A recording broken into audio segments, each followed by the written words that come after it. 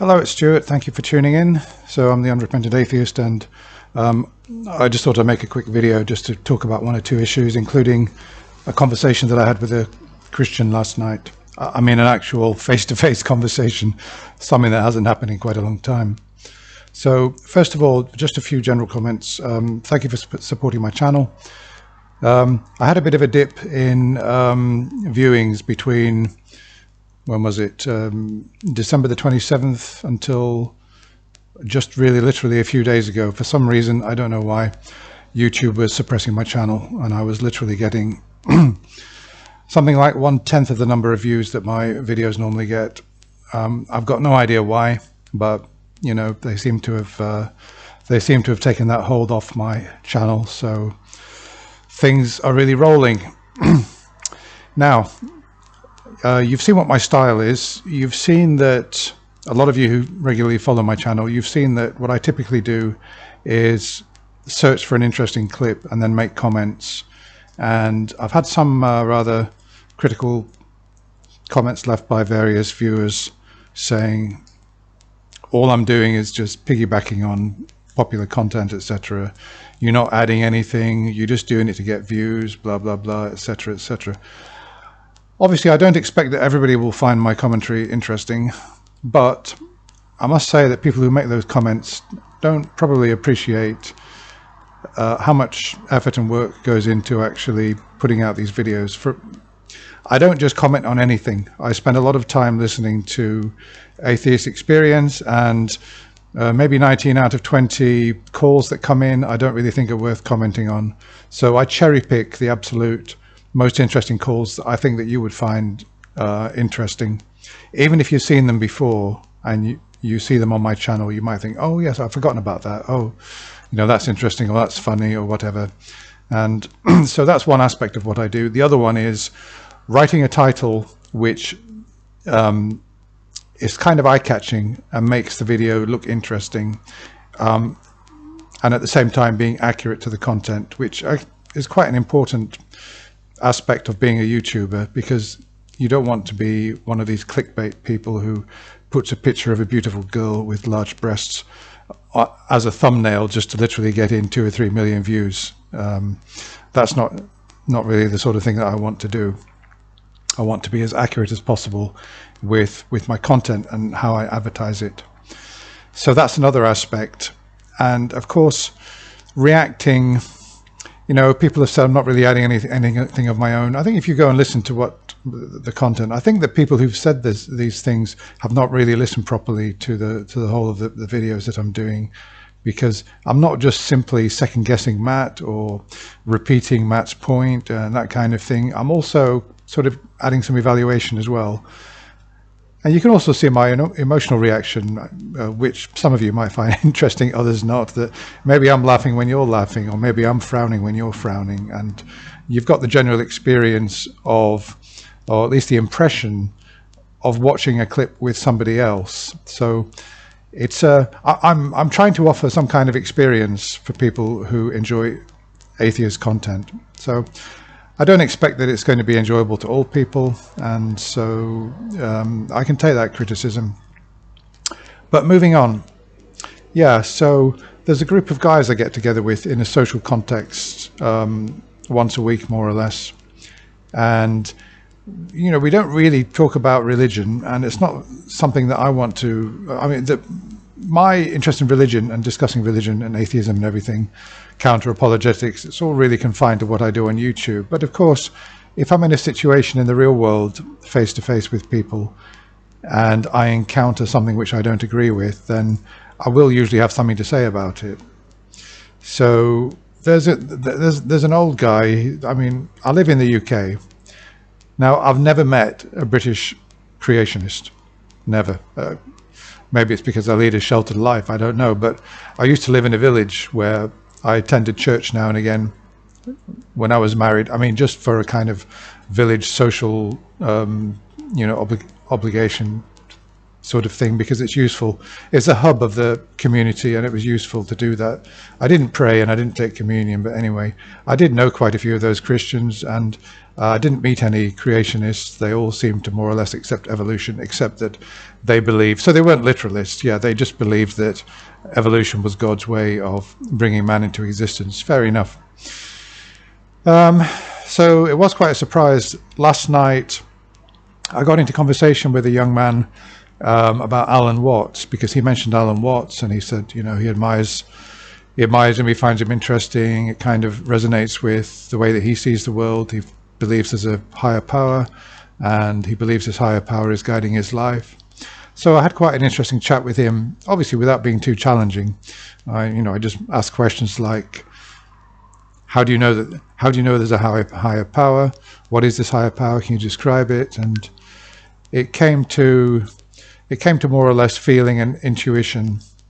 So I told him what my view was, that I didn't personally believe that, and that if there is a higher power or anything supernatural, I would need it to be properly demonstrated to me, but that I didn't rule anything out, which he seemed quite happy with. But the point is that this old man there, who I remember he made a comment a few weeks ago saying that his religion had been a lot of support to him.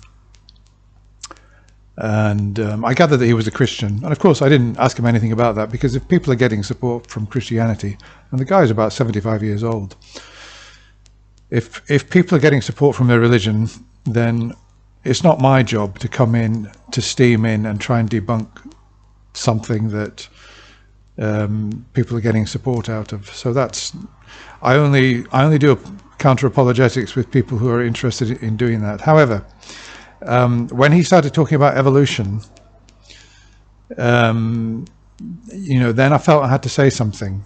So we were sort of standing in a little circle, and he suddenly said, you know, about evolution, when you actually talk to people, nobody's actually read it. I mean, the thing that started it all off. And I thought, what's he talking about?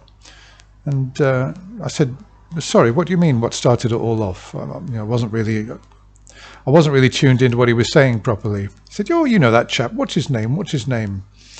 And I said, oh, you mean Charles Darwin, Origin of the Species? He said, yeah, that's it, yeah. Nobody's actually read it. When I talk to people, nobody's really read it. Now, my response to that was that, well, Darwin was the origin of this theory, but it's been updated and it's been refined, and that if I mentioned Richard Dawkins, The Blind Watchmaker. I said that if you read a book like The Blind Watchmaker, it's more, because Darwin didn't get absolutely everything right, but he was right about the essentials. But you might find that a lot more people have read more recent material which is fully up to date scientifically. And he kind of grimaced. He sort of grimaced at that, and I saw that he wasn't satisfied.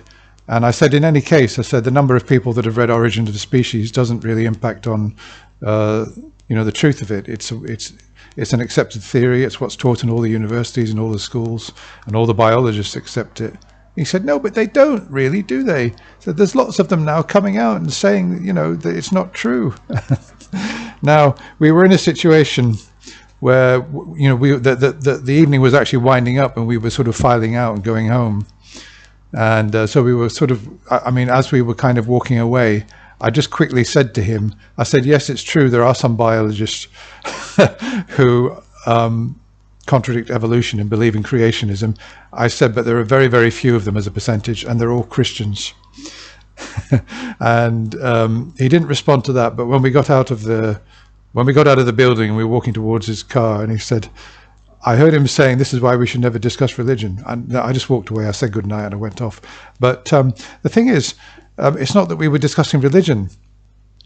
You can have a rule that, well, let's not discuss religion. Okay, so I won't discuss this particular religious beliefs.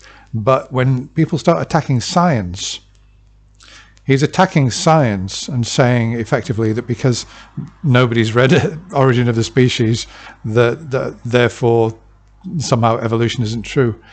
Now, one of the reasons that I don't do call-in shows and everything, because I'm not like Matt. I can't ask the right question at the right time. And when he said, nobody's read Origin of the Species. Well, of course, first of all, I should have said, well, how do you know? How do you know how many people have read it? And of course, then I said, well, supposing that the vast majority of people haven't read Origin of the Species, what does that tell you? What do you conclude from it? Because whether people have read it or not, what's important is the actual arguments and the actual science and the evidence, and the fact that the right people have read it. In other words, those in the universities doing biology and everything. So I felt that, in the heat of the moment, you always, particularly if you get into a situation with a Christian, you will always think later on, oh, well, I should have said this, I should have said that. If anybody makes such an absolutely ignorant, stupid statement in future like that, I feel that I will tackle it better than I did do with him. I felt that I rebutted him adequately well. I've since done a bit more research, because, when Christians say to me that creationists say to me, well, evolution's, it's not true, lots of biologists are coming out, and I'd like to point out to them that the Church of England, the Catholic Church, all the major denominations now accept evolution. Dr. Rowan Williams, who was the Archbishop of Canterbury, has said, and specifically said, that creationism should not be taught in British schools. So it baffles me that there are still, particularly in Britain, I know that there are a lot of creationists in America, but to find a creationist in Britain is really quite something. So that was a bit of a shock. I think that he's a man who has very little exposure to opinions outside of his own circle, and I think that he must spend a lot of time just talking with other people in his own church, or really not communicating with people at all, or doing searches for biologists who've written on creationism. I don't know, but I thought that might interest you anyway, because I've not spoken directly with a Christian for a long time. The previous time to that was at a social gathering when I was still married, and there was a university professor there, and he was in theology, and I had a very quick chat with him. This is when I was kind of just getting into sort of atheism and everything, and counter-apologetics, so I knew less than I do now, but he was talking about the compatibility between science and religion, and how much Christianity had done for science. And I said, I made one or two points. I said, well, obviously, the educational infrastructure was in the hands of the church at that time, and you can't really give them credit for finally starting to teach something other than scholastic philosophy. Now, my wife happened to be standing nearby me, and she knew that I could be a bit of a, hard nose when it comes to religion, and she gave me a bit of a dig with her elbow, and she whispered, "Not now, Stuart." Now, he was quite a nice chap. He gave me his card, and he said, if you want to discuss it further, get in touch with me. But I never did, because I didn't really want to. I don't really want to get into sort of back and forth debates with Christians, really. So that's it. I hope you found those anecdotes interesting, and let me know if you've got any comments about your own interactions with Christians, etc. Thanks for watching. I'll be back again with another video soon. Bye for now.